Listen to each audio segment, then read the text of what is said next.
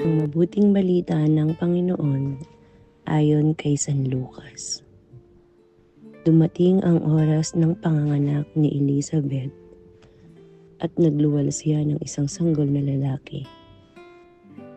Nabalitaan ng kanyang mga kapitbahay at mga kamag-anak na siya'y pinagpala ng Panginoon at nakigalak sila sa kanya. Nang ika-8 araw, dumalo sila sa pagtutuli ng sanggol. Zacarias sana ang ipapangalan sa kanya, gaya ng kanyang ama. Ngunit sinabi ng kanyang ina, hindi, Juan ang ipapangalan sa kanya. Subalit wala isa man sa iyong mga kamag-anak ang may ganyang pangalan, wika nila.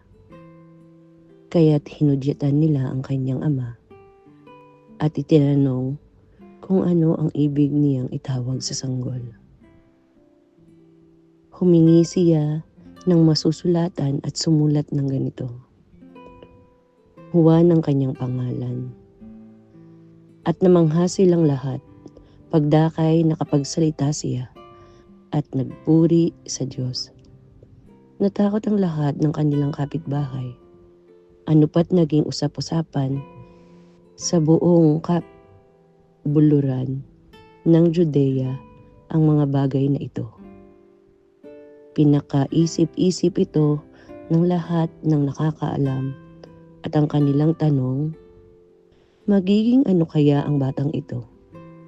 Sapagkat maliwanag na sumasa kanya ang Panginoon. Lumaki ang bata at naging malakas ang kanyang espiritu.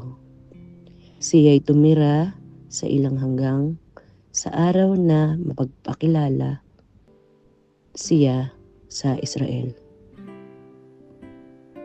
Ang mabuting balita ng Panginoon.